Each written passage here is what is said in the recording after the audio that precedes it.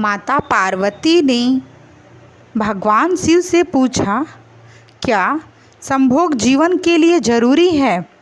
भक्तों, क्या आप काम ऊर्जा केवल शरीर की भूख होती है, या पाप का रास्ता है, या फिर ईश्वर तक पहुंचने की सबसे बड़ी कुंजी है?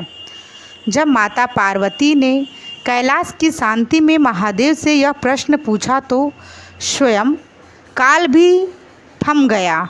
भगवान शिव ने संभोग इच्छाओं के दमन, मन के युद्ध और चेतना के उस गुप्त रहस्य पर से पर्दा उठाया जिसे समझे बिना कोई भी मनुष्य कभी पूरा नहीं हो सकता। प्राचीन समय की बात है। श्रावण का पवित्र मास चल रहा था। कैलाश पर्वत पर चारों ओर बर्फ की श्वेत निर्मल चादर बिछी हुई थी।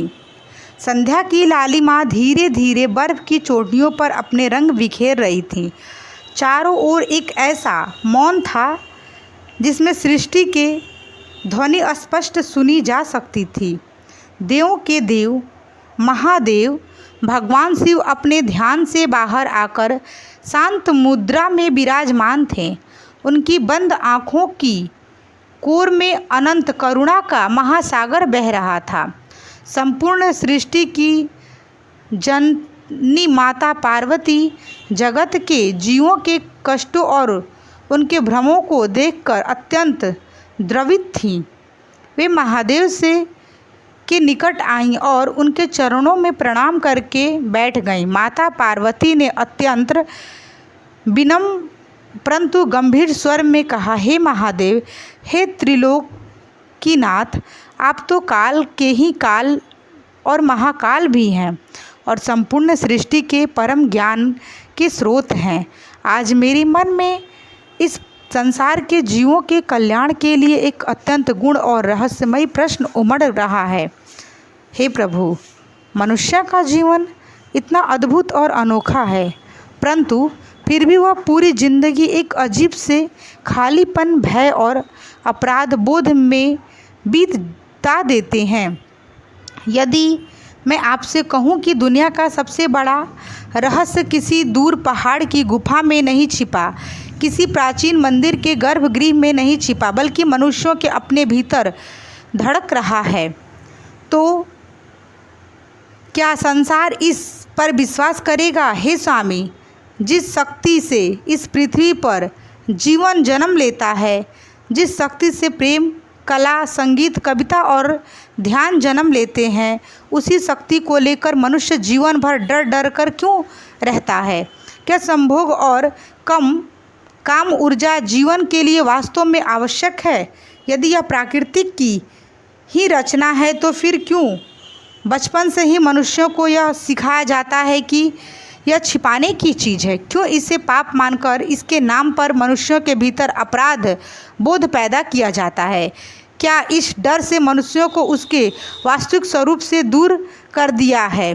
कृपया इस रहस्य पर से पर्दा हटाएं। भगवान शिव ने माता पार्वती की ओर अपनी त्रिपुंडधारी दृष्टि से देखा। उनके मुख पर एक मंद और गंभीर मुस्कान तैर गई।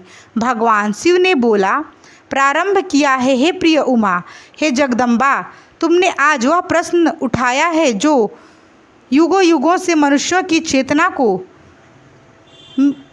मथता आया है। यही प्रश्न इस पूरे रहस्य का द्वार है, और जब तक यह द्वार नहीं खुलता तब तक मनुष्य स्वयं को कभी पूरी तरह नहीं समझ सकता।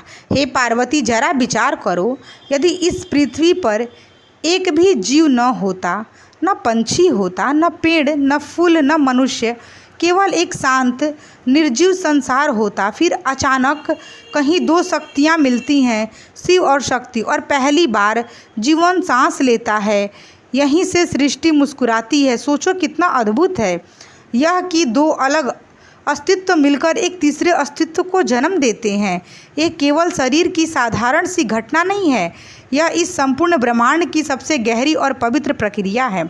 परंतु हे देवी, मनुष्यों की विडंबना तो देखो, बचपन से उसे बहुत कुछ सिखाया गया क्या सही है क्या गलत है, किससे डरना है और किससे छिपाना है। लेकिन क्या कभी किसी ने बैठाकर उसे यह बताया कि उसके भीतर बहने वाली सबसे प्रबल ऊर्जा वास्तव में क्या है, वह क्यों दी गई है, उसका उद्देश्य क्या है, और अगर उसे समझे बिना जीवन जी लिया जाए तो क्या सच में जीवन पूरा हो सकता है। भगवान शिव ने अपने स्वर को और भी गंभीर करते हुए आगे कहा, हे उमा, जरा मनुष्यों के जीवन को देखो। क्या कभी ऐसा नहीं होता कि उसके भीतर कोई प्राकृतिक इच्छा उठती हो और उसी क्षण उसे अपराध बोध भी महसूस होने लगता है।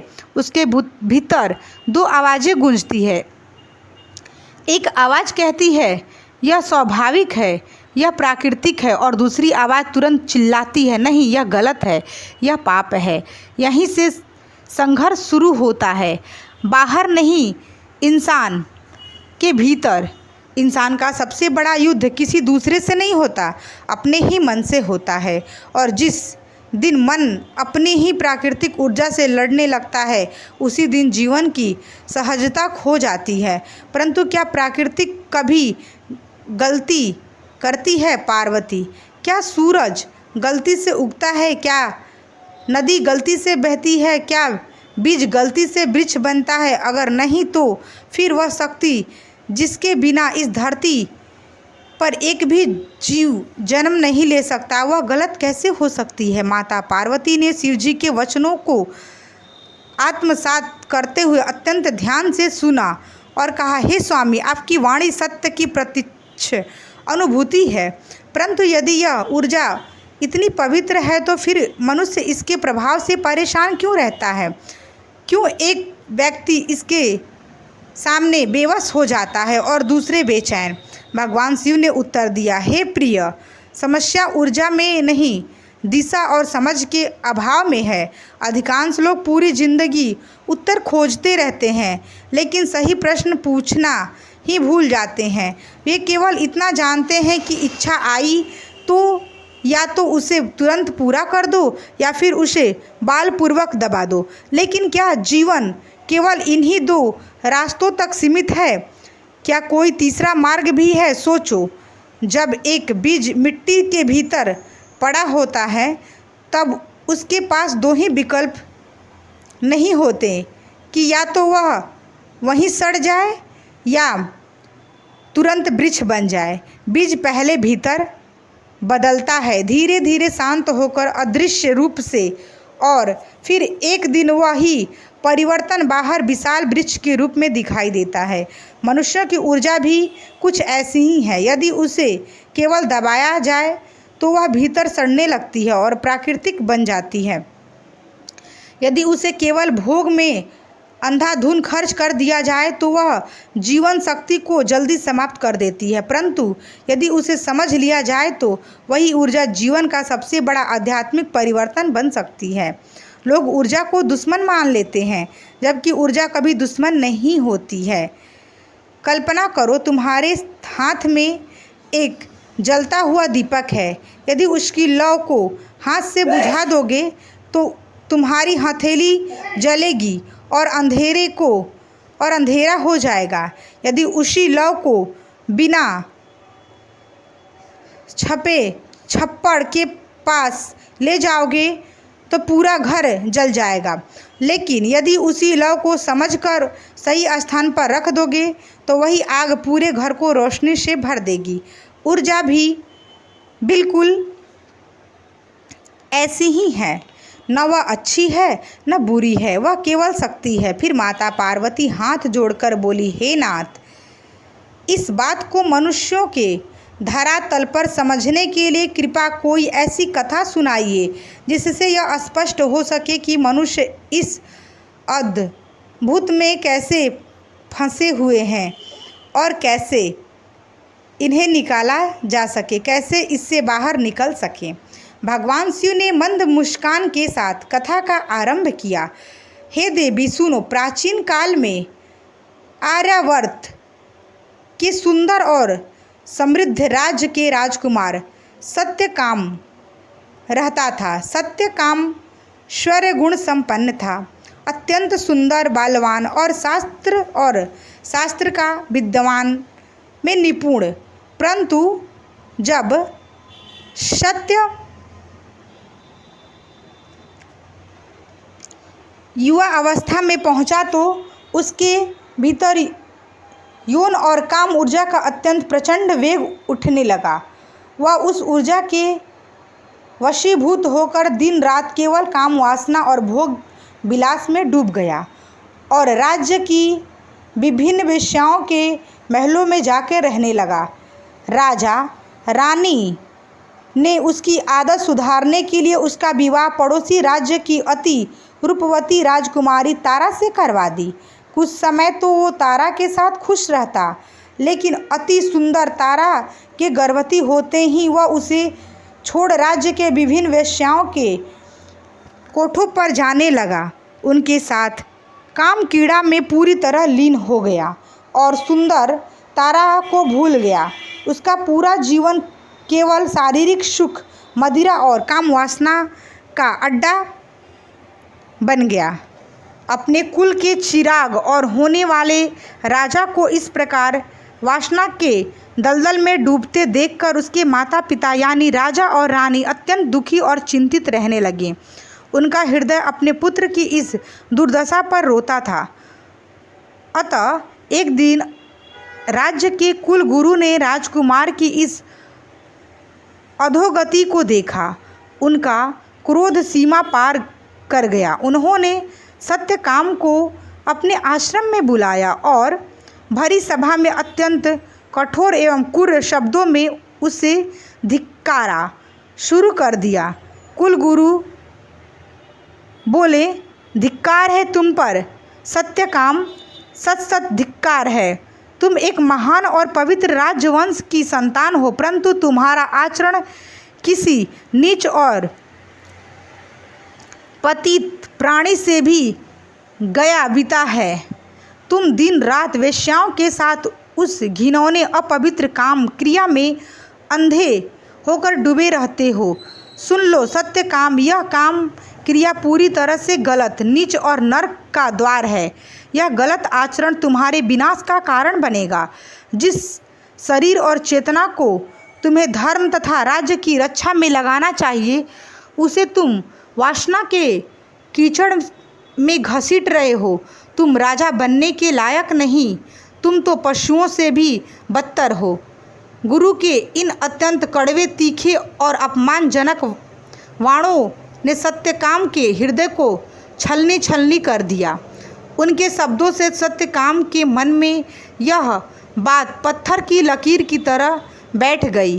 काम क्रिया पूरी तरह गलत और विनाशकारी है। उसके भीतर अपने ही शरीर, अपने पूरी हरकतों और इस पूरी काम ऊर्जा के प्रति एक भयंकर घृणा, नफरत और आत्मग्लानि पैदा हो गई। उसे लगा कि वह परम पापी है और जब तक उसके भीतर यह काम ऊर्जा जीवित रहेगी वह कभी पवित्र नहीं हो सकता। इस घृणा और पश्चाताप की आग में जलता हुआ सत्यकाम उसी काली रात को राजमहल, अपनी पत्नी और पूरे राज्य का त्याग करके इस महा पाप को त्याग दिया और इस पाप से दूर भागने के लिए उसने अपने ही घर से छोड़कर किसी घने जंगल की ओर चल पड़ा। घने और बिहेड़ जंगलों की ओर भाग निकला।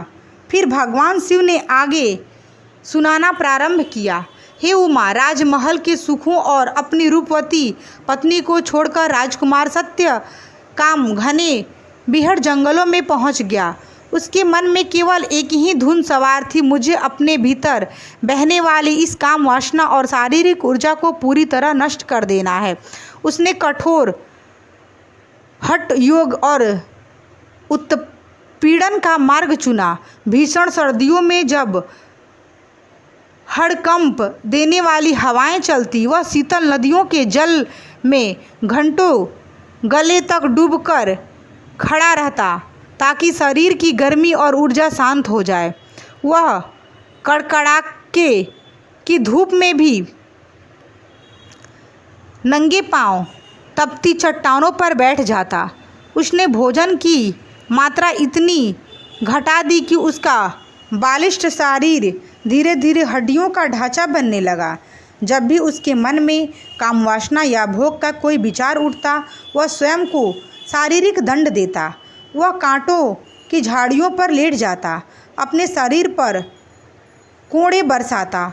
उसने सोचा था कि यदि वह शरीर को तपा देगा और इच्छाओं को पूरी तरह कुचल देगा तो वह परम पवित्र और शांत हो जाएगा। परंतु हे पार्वती, प्राकृतिक के नियमों को हठ से नहीं तोड़ा जा सकता। सत्यकाम ने ऊर्जा को बाहर से तो दबा दिया, लेकिन वह ऊर्जा समाप्त नहीं हुई। वह उसके अवचेतन मन की गहरी परतों में छिप गई। माता पार्वती बड़े करुणा भाव से पूछा, हे प्रभु, जब उसने इतना कठोर त्याग किया और शारीरिक विषयों से पूरी तरह दूरी बना ली, तो क्या उसके भीतर का युद्ध समाप्त नहीं हुआ? उसका मन शांत क्यों नहीं हुआ? भगवान शिव ने उत्तर दिया, नहीं देवी, यही तो मनुष्य की सबसे बड़ी भूल है। जिस चीज़ से तुम भागते हो वही तुम्हारा पीछा करती है। जिसे तुम दबाते हो वह समाप्त नहीं होती, केवल भीतर छुप जाती है और अवसर मिलते ही दोगुनी वेग से सामने आ जाती है। सत्यकाम जब आंखें बंद करके ध्यान लगाने बैठता तो उसे कोई ईश्वर, कोई प्रकाश या शांति अनुभव नहीं होती।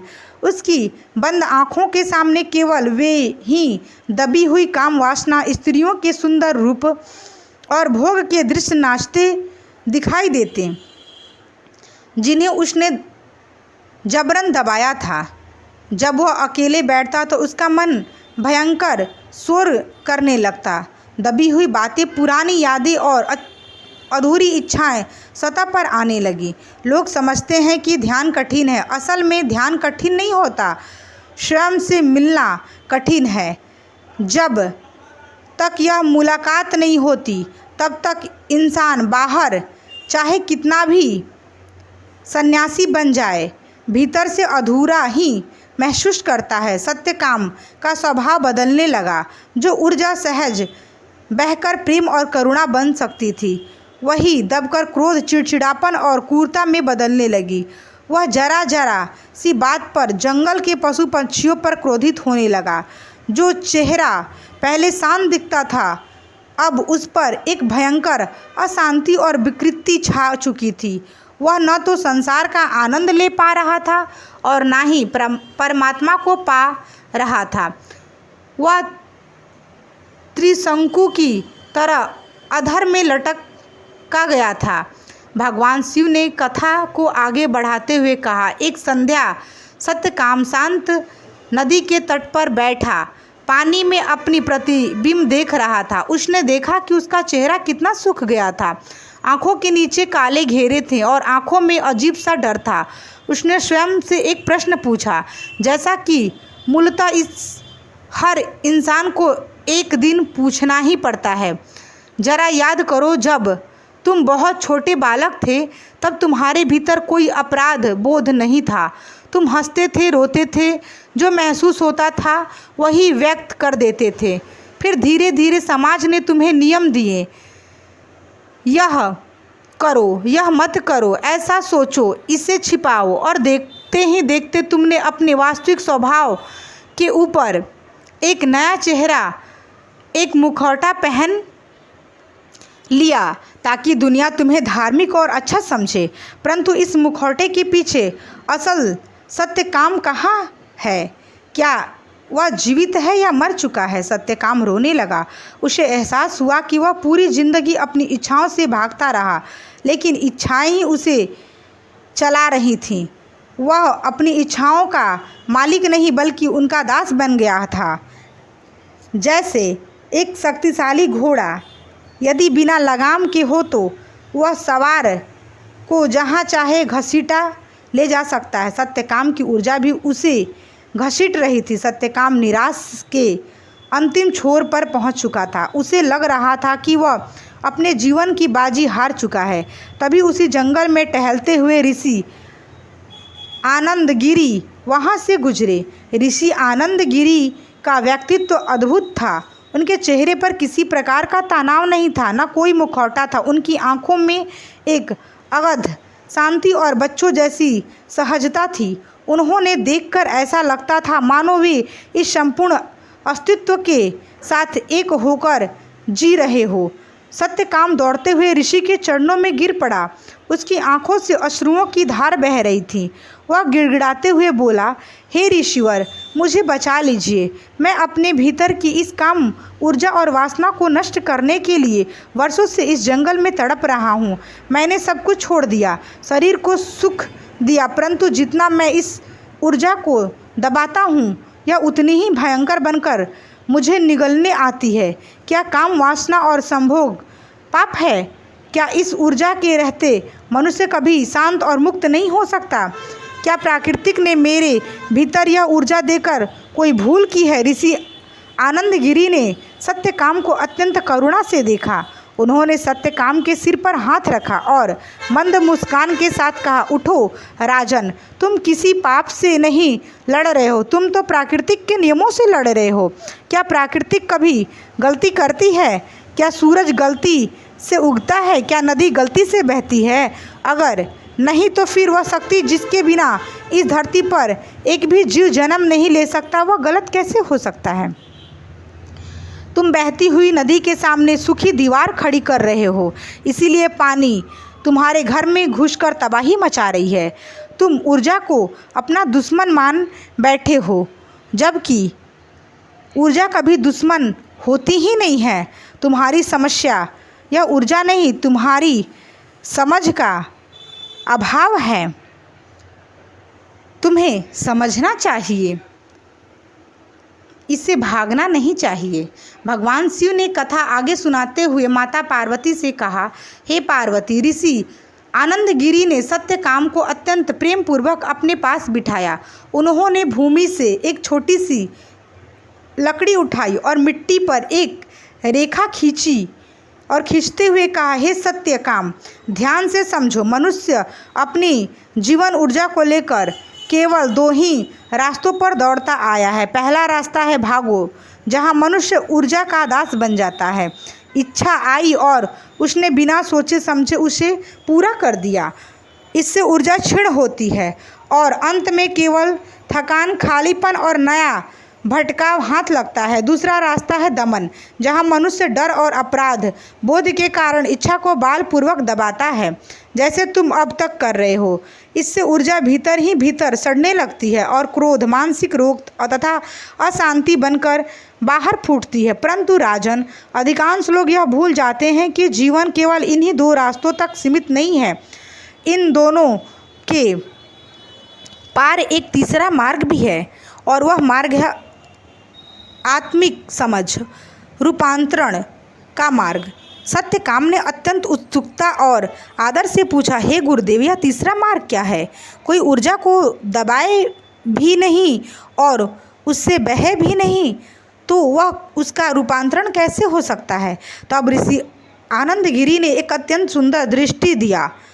उसने कहा, सत्यकाम, विचार करो, जब एक बीज मिट्टी के भीतर पड़ा होता है तब उसके पास दो ही विकल्प नहीं होती, या तो वह वहीं सड़ जाए, तुरंत वृक्ष बन जाए। बीज पहले भीतर बदलता है, अंधेरे में शांत होकर अदृश्य रूप से, और फिर वही परिवर्तन एक दिन बाहर अंकुर बनकर फूटता है और विशाल वृक्ष बन जाता है। ऊर्जा को रूपांतरित करने का केवल एक ही नियम है, साक्षी भाव। अब तक तुम जब भी काम, वासना या इच्छा को देखते थे तो तुरंत निर्णय ले लेते थे कि यह पाप है या यह बुरा है। इसी निर्णय से तुम्हारे भीतर अपराध बोध जन्म लेता है। अब से जब भी तुम्हारे भीतर कोई विचार, कोई भावना या काम ऊर्जा का वेग उठे तो तुम न तो उससे लड़ो ही, न उसे दबाओ और ना ही उससे बहो। बस शांत होकर एक निष्पक्ष दर्शक की तरह उसे देखो, जैसे तुम आकाश में बहते हुए काले सफ़ेद बादलों को देखते हो और उनसे चिपकते नहीं, वैसे ही अपने मन के भीतर उठने वाली ऊर्जा को केवल जगाकर देखो। शिव जी ने आगे कहा। ऋषि आनंदगिरी ने सत्यकाम को प्रकृति के एक और महान रहस्य में से परिचित कराया। उन्होंने कहा, पुत्र सत्यकाम, एक विशाल समुद्र की कल्पना करो। समुद्र की ऊपरी सतह पर बड़ी बड़ी लहरें उठती हैं, तूफान आता है, शोर आता है और अशांति दिखती है। लेकिन उसी समुद्र की अथाह गहराई में उतरो, वहाँ पूर्ण शांति है, कोई हलचल नहीं, कोई संघर्ष नहीं। मनुष्य का मन भी विचलित बिल्कुल वैसा ही है। ऊपर विचारों का तूफान है, इच्छाओं का शोर है, डर, क्रोध, आकर्षण और भ्रम की लहरें हैं। लेकिन तुम्हारे भीतर, बहुत भीतर एक ऐसा स्थान है जहाँ केवल मौन है। समस्याएं हैं, यह नहीं कि वह मौन मौजूद नहीं है। समस्याएं यह है कि मनुष्य कभी वहाँ तक पहुँचता ही नहीं है। वह पूरी जिंदगी केवल सतह पर लहरों से लड़ते हुए बिता देता है। जिस दिन तुम साक्षी बनकर भीतर उतरोगे, तुम्हारे एहसास होगा कि तुम्हारे भीतर एक ऐसा साक्षी है जो कभी नहीं बदलता है। वह जिसने तुम्हारा बचपन भी देखा, युवा अवस्था भी देखी, असफलता और सफलता भी देखी, लेकिन वह स्वयं आज भी वैसा ही शांत और अछूता है।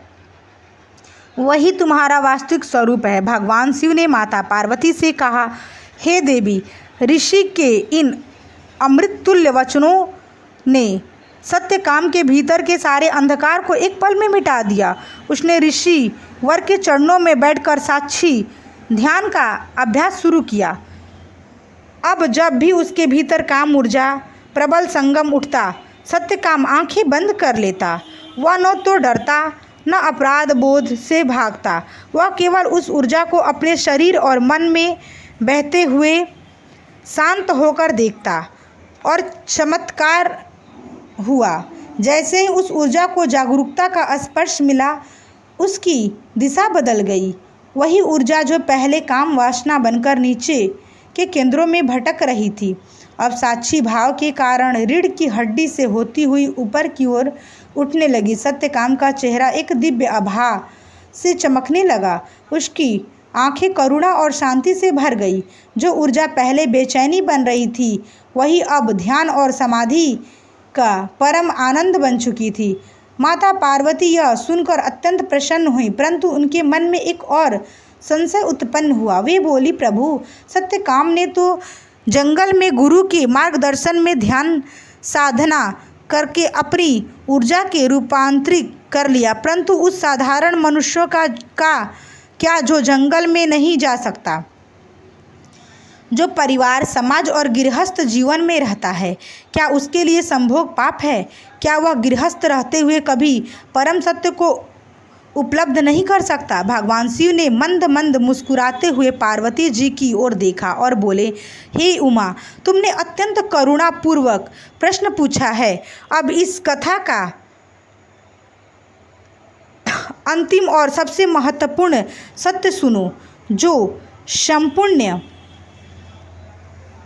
मानव जाति के भ्रम को सदा सदा के लिए समाप्त कर देगा।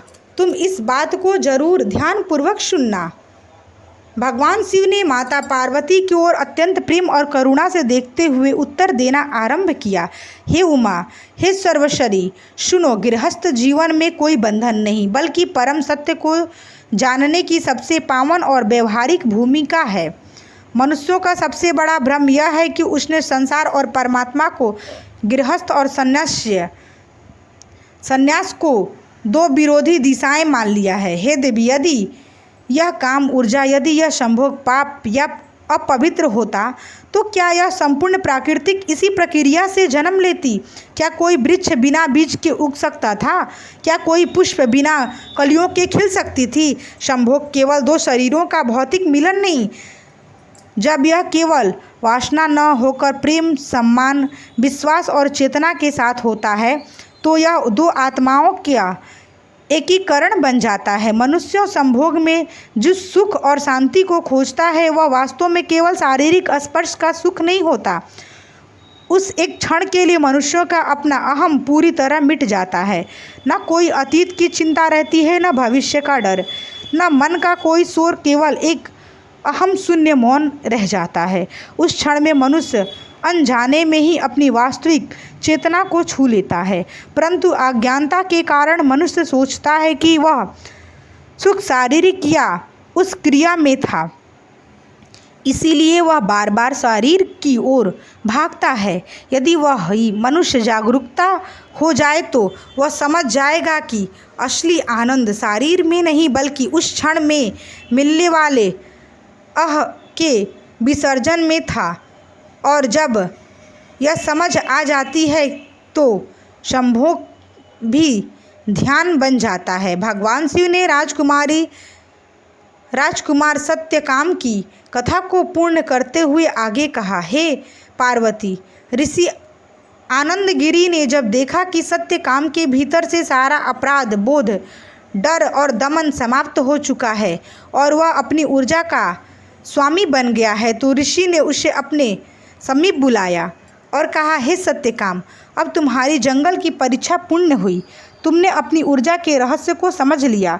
अब तुम्हें इस घने जंगल में रहने की कोई आवश्यकता नहीं है। वापस अपने राज्य जाओ, अपनी रूपवती पत्नी के पास जाओ, गृहस्थ धर्म का पालन करो, राज्य की प्रजा की सेवा करो और एक संतुलित जीवन जियो। सत्यकाम ने आश्चर्य से पूछा, हे गुरुजी, क्या गृहस्थ जीवन में रहते हुए भी कोई पवित्र रह सकता है? ऋषि ने मुस्कुराते हुए कहा, सत्यकाम, संन्यास से वस्त्र बदलने से नहीं, समझ से आता है। जब तुम ऊर्जा से भाग रहे हो तुम सन्यासी नहीं थे। अब जब तुम ऊर्जा के मित्र बन चुके हो तो तुम राजमहल में रहकर भी राजा जनक की भांति जीवन मुक्त रहोगे। जाओ और जीवन को बोझ नहीं, एक उत्साह की तरह जियो। शिव जी ने आगे सुनाया, सत्यकाम अपने राज्य वापस लौटा। उसने अपनी पत्नी से क्षमा मांगी और उसे अपनी भीतर आए हुए महान परिवर्तन के बारे में बताया। उसने अपनी पत्नी को केवल भोग की वस्तु नहीं माना, बल्कि उसे अपनी सहधर्मिणी और ईश्वर का ही एक रूप मानकर प्रेम किया। जब सत्यकाम और उसकी पत्नी का मिलन होता तो उसमें कोई अपराध बोध नहीं था, कोई वासना का अंधापन नहीं था। वहाँ केवल गहरा प्रेम, आदर और साक्षी भाव था। उनका गृहस्थ जीवन एक मंदिर बन गया था। सत्यकाम ने एक आदर्श राजा के रूप में राजकाज संभाला। वह प्रजा के सुख दुख में शामिल होता, निष्काम भाव से कर्म करता और संध्या समय अपने भीतर के साक्षी मौन में डूब जाता। उसके जीवन में अब न तो संभोग का अंधा भोग था और ना ही दमन की विकृति। उसके भीतर शिव और शक्ति का पुण्य संतुलन स्थापित हो चुका था। उसने गृहस्थ रहते हुए भी उसी जीवन में परम मुक्ति और मोक्ष को प्राप्त कर लिया। भगवान शिव ने माता पार्वती की ओर देखते हुए इस संपूर्ण कथा दर्शन का अंतिम रहस्य बताया। हे उमा, इस महाप्रश्न का परम सत्य यही है, क्या संभोग जीवन के लिए आवश्यक है? यह मनुष्यों की अपनी चेतना के स्तर पर निर्भर करता है। इस पृथ्वी पर जीवन के चक्र को चलाने, नए जीवों को जन्म देने और प्राकृतिक के सौंदर्य के लिए काम ऊर्जा अत्यंत आवश्यक है। पवित्र और प्राकृतिक है यह कोई पाप नहीं, बल्कि ईश्वर का ही एक सृजन रूप है। यदि मनुष्य इसे पाप समझकर दबाएगा तो वह जीवन भर अशांत, क्रोधित और विक्षिप्त रहेगा। यदि वह बिना समझ के केवल इसमें डूबा रहेगा तो अपने जीवन शक्ति खोकर खालीपन में भटकेगा। दमन और भोग दोनों ही भूल है। समझ और स्वीकार ही मुक्ति का मार्ग है। जब मनुष्य अपने जागरूकता को बढ़ाता है तो यही काम ऊर्जा का स्वतः रूपांतरित होकर अर्धवगामी बन जाती है। तब मनुष्यों को शरीर के माध्यम की भी आवश्यकता नहीं रहती। वह स्वयं अपने भीतर ही उस अनंत परम आनंद को उपलब्ध हो जाता है। भगवान शिव के इन अमृततुल्य वचनों को सुनकर माता पार्वती का हृदय अत्यंत आनंद और तृप्त से भर गया। उनका मन का एक एक संशय, एक एक प्रश्न सदा के लिए शांत हो चुका था। वह बोली, हे महादेव, हे जगत गुरु, आपने आज संपूर्ण संसार के लिए ब्रह्म ज्ञान का द्वार खोल दिया। जो मनुष्य इस सत्य को समझ लेगा वह अपने जीवन के सारे अपराध बोध, डर और भटकाव को मिटाकर जीवन को वास्तव में एक आनंदमयी यात्रा और महा उत्सव बना सकेगा। कैलाश पर्वत पर एक दिव्य अलौकिक प्रकाश फैल गया। मंद मंद सुगंधित पवन बहने लगी। भगवान शिव और माता पार्वती एक दूसरे के सम्मुख शांत मुद्रा में विराजमान थे। सृष्टि की दो महाशक्ति शिव और शक्ति पूर्ण संतुलन और अनहद मौन में एक हो चुके थे। तो भक्तों, आप लोगों को मेरी यह वीडियो कैसी लगी? यदि आप लोगों को मेरी यह वीडियो पसंद आई होगी तो आप मेरे वीडियो को लाइक, शेयर एंड सब्सक्राइब जरूर करिएगा और इसी तरह का वीडियो देखने के लिए मेरे यूट्यूब चैनल पर बने रहिएगा। यदि आप मेरे यूट्यूब चैनल पर नए हैं, यदि आपने अभी तक मेरे चैनल को सब्सक्राइब नहीं किया है तो कृपया करके आप मेरे चैनल को सब्सक्राइब करके बेल आइकन को दबा दें और कमेंट बॉक्स में हर हर महादेव लिखना बिल्कुल भी मत भूलिएगा। मेरा पूरा वीडियो देखने के लिए आप लोगों का दिल से धन्यवाद। हर हर महादेव भक्तों।